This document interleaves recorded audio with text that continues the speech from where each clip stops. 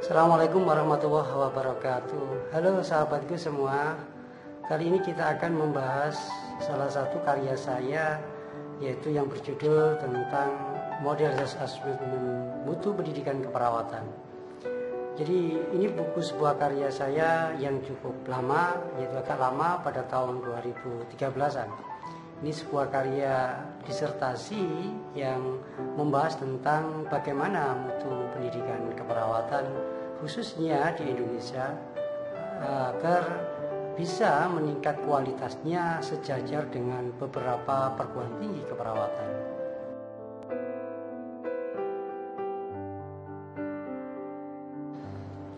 Yang melatar belakangi saya menulis sebuah buku ini, ya ini karena sebuah buku produk dari penelitian, ya tentu hasil karya penelitian itulah yang perlu saya sampaikan.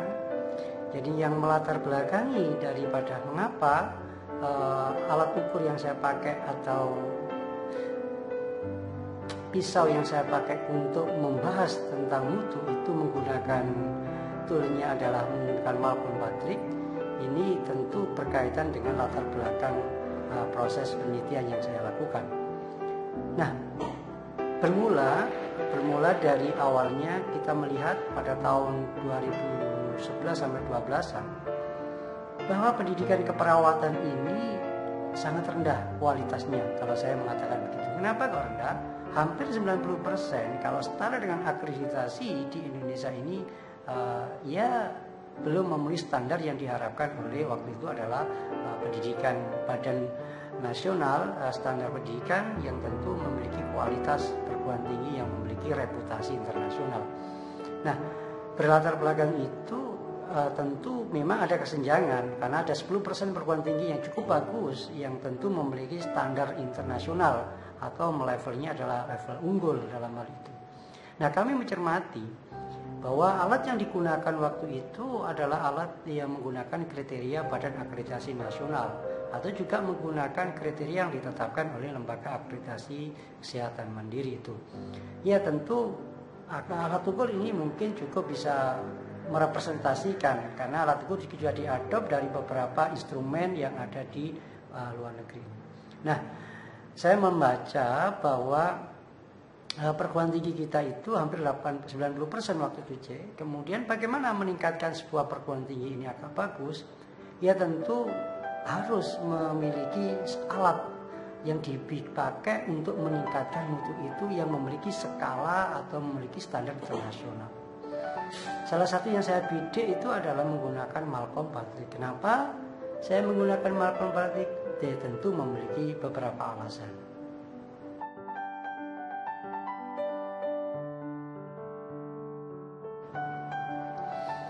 Beberapa alasan yang saya pakai mengapa saya menggunakan Malcolm Patrick yang dipakai perusahaan-perusahaan yang bergengsi atau perusahaan-perusahaan asing yang memiliki kelas dunia, yang memiliki keunggulan kelas dunia dan sukses mengantarkan sebuah perusahaan itu besar. Ya tentu bermula dari konsep yang ditawarkan. Saya itu waktu itu membaca bahwa Malcolm itu sebuah sistem manajemen mutu yang fleksibel, yang terintegrasi, yang sistematis, yang bisa digugur kapan saja waktunya dan seterusnya. Kemudian Malcolm ini juga mengatakan dia tidak berorientasi pada prosedur, tetapi berorientasi pada persyaratan-persyaratan yang ada. Maka kalau meningkatkan mutu ya tentu bicaranya adalah bicara syarat yang mau digunakan. Kemudian saya tertarik juga karena Malcolm ini mengukur antara proses dan output menjadi satu kesatuan yang terintegrasi, yang tidak terpisah satu sama lain. Jadi pertama kali mengapa saya mencoba mengangkat atau alat ukur yang saya pakai itu adalah Malcolm, karena inilah yang barangkali bisa dipakai. Yang selanjutnya juga bahwa Malcolm ini ternyata juga bisa mengukur lembaga pendidikan di dalam meningkatkan mutu kualitas pendidikan itu sendiri. Beberapa perusahaan yang juga menggunakan ini menjadi leader di dalam sebuah perusahaan itu yang mampu berkompetisi secara internasional. Itulah yang kenapa saya adop itu. Alasan yang kedua, bahwa kalau saya melihat bahwa sistem penilaian mutu di perguruan tinggi hampir di seluruh negara kita, ya tentu memiliki sifat, ya kalau di dalam meningkatkan sistem manajemen mutunya masih sifatnya acak. Jadi sifatnya ya randomized quality improvement. Jadi peningkatan mutunya secara parsial barangkali. Belum sampai secara menyeluruh. Nah, kalau saya melihat bahwa Malcolm ini sangat menyeluruh di dalam mengukur mutu itu. Nah, dari situlah saya mencoba menyelesaikan bahwa kalau kita menggunakan Malcolm, kemungkinan kita bisa mengatasi persoalan proses, kita bisa mengatasi persoalan output, dan bisa digunakan kapan, di mana saja letak dari kelemahan ini. Ini pertama. Ya tentu saya berpikir bahwa konsep mutu sekarang ini kan juga orientasi sebuah manajemen mutu yang bagus itu kan orientasinya satu berorientasi pada korporasi, orientasinya kepada daya saing, kemudian orientasi kepada ya tentu pada pelanggan, dalam hal ini adalah customer.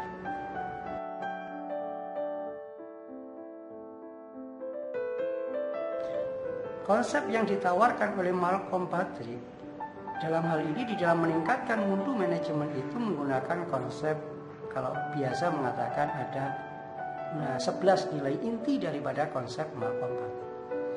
Mungkin saya akan mengambil salah satu atau dua, bahwa konsep yang dibawa adalah kepemimpinan yang visioner. Jadi Malcolm mengatakan untuk meningkatkan sebuah lembaga institusi yang memiliki kualitas yang bagus, maka seorang kepemimpinan harus visioner. Jadi pemimpin yang memiliki visi yang ke depan, yang berorientasi kepada keunggulan, daya saing, kemudian orientasi kepada customer, karena di mana di dalam inti daripada nilai Malcolm itu adalah bahwa keunggulan istilahnya dikendalikan oleh sebuah pelanggan di situ. Selain itu juga ada sebuah manajemennya menggunakan manajemen by fakta, manajemen by objektif. Jadi manajemen berbasis fakta inilah yang akan digunakan oleh Malcolm di dalam mengembangkan bagaimana kualitas manajemen itu bisa berjalan maksimal. Maka dari 11 intinya, orientasi pada pelanggan, kemudian kepemimpinan visioner, kemudian manajemen berdasarkan fakta, kemudian orientasi bagaimana terus-menerus meningkatkan mutu, inilah sehingga Malcolm ini terus meningkatkan mutu daripada untuk meningkatkan manajemen mutu ini sangat mudah sekali di dalam pelaksanaan bagaimana mengangkat sebuah perguruan tinggi itu menjadi sebuah perguruan tinggi yang unggul.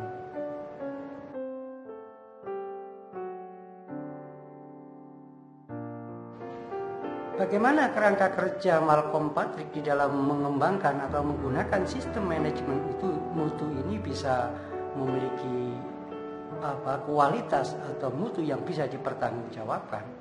Bahwa Malcolm itu menggunakan kriteria-kriterianya, salah satunya adalah kepemimpinan. Nah, kepemimpinan senior yang dimaksud di sini adalah bagaimana seorang leader ini mampu menggerakkan di dalam sebuah organisasi. Kemudian selain itu ada perencanaan strategi yang matang. Bagaimana mengembangkan strategisnya? Bagaimana melakukan implementasi strategisnya? Itu di dalam kerangka konsepnya. Selain itu, kepemimpinan senior, kepemimpinan yang memiliki tata kelola dan tanggung jawab secara responsibilitasnya itu juga mampu. Selain itu juga fokus pada customer, fokus pada pelanggan. Orientasinya, sebagaimana yang saya sampaikan tadi, bahwa 11 nilai juga ada. Jadi orientasi kualitas juga orientasi pelanggan. Kemudian pada fokus pada sumber daya manusia, bagaimana membangun lingkungan kerjanya, bagaimana meningkatkan situasi kerjanya di situ. Kemudian fokus pada proses, bagaimana proses organisasi atau proses kerja yang dijalankan itu juga matang. Nah, selain itu juga akan menggunakan bagaimana alat pengukurannya, instrumen pengukurannya, kemudian sistem manajemen pengetahuannya dan sistem informasi ini juga menjadi landasan di dalam kerangka dari Malcolm di dalam meningkatkan mutu itu. Dan terakhir adalah bagaimana kriteria hasil ini bisa juga diukur di situ. Nah, dari konsep proses kemudian proses hasil ini kemudian akan dilihat bagaimana profil organisasi ini juga akan mempengaruhi daripada kerangka kerja daripada Malcolm. Nah, dari kerangka kerja inilah dibangun untuk membangun sebuah sistem mutu, maka bisa jalan efektif atau tidak.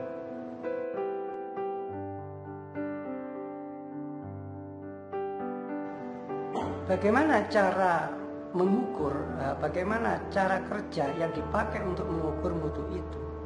Tentu dari aspek penilaian kerangka kerja tadi, aspek yang dinilai adalah bagaimana kepemimpinannya, bagaimana fokus pada pelanggannya, kemudian bagaimana fokus pada sumber dayanya, bagaimana pengukuran manajemen dan sistem informasinya, bagaimana proses kerjanya, dan bagaimana hasilnya yang tentu dilihat dari perspektif sistem yang ada. Ini cara mengukurnya ketika pada saat tataran proses, yang dimaksud proses tadi adalah itemnya kepemimpinan, fokus pada customer, sumber daya, perencanaan strategis, manajemen pengetahuan dan sistem informasi itu diukur dengan menggunakan pendekatan namanya ADLI.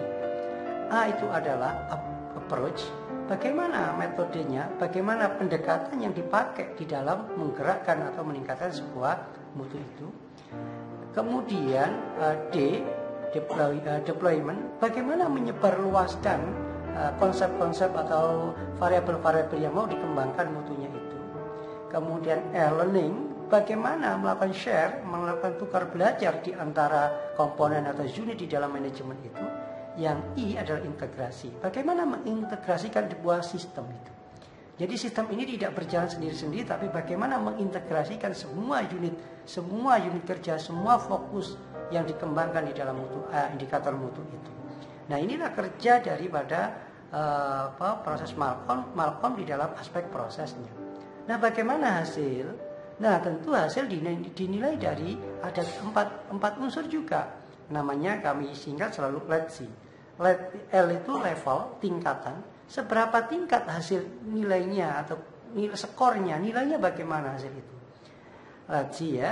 Kemudian T, tren. Bagaimana data trennya? Trennya bagaimana? Apakah menurun atau meningkat atau bagaimana? Tren ini bisa dinilai dari ukuran 3 tahun. C, LETC, comparison, dibandingkan. Kualitas dibandingkan dari wilayah daya saing sekitarnya itu bagaimana? I adalah integrasi. Pada level hasil pun ada juga dinilai dari integrasinya. Jadi ketika proses dinilai dari ADLI, kemudian hasil dinilai ini digabungkan, akhirnya menjadikan sebuah nilai yang dinilai oleh berdasarkan kriteria Malcolm Butler. Ya tentu ada penilaian-penilaian yang diukur, apakah itu menjadi early improvement atau mungkin emerging leader improvement, juga ada sampai kepada menjadi sebuah lembaga atau organisasi yang menjadi kelas sebagai leader ya, sebagai organisasi menjadi pemimpin di perusahaan, sebagai unit kerja itu. Ya itulah bagaimana buku ini menjelaskan tentang konsep meningkatkan mutu di dalam pendidikan itu. Nah, dari situlah kami mencoba memotret aspek-aspek pendidikan di keperawatan. Ya tentu pada saat itu pada 2013 ya pendidikan di keperawatan belum sampai pada tarafan perguruan tinggi yang menjadi pemimpin kelas dunia. Jadi mungkin dalam perjalanan waktu tentu akan ada perbaikan di situ. Alat inilah yang dipakai oleh beberapa lembaga asing yang bisa meningkatkan kinerja sebuah perguruan tinggi. Itulah yang perlu saya sampaikan. Demikian sahabat semua, teman-teman semua, mudah-mudahan bermanfaat penjelasan dari saya. Sampai ketemu dalam materi, dalam bahasan buku yang lain. Assalamualaikum warahmatullahi wabarakatuh.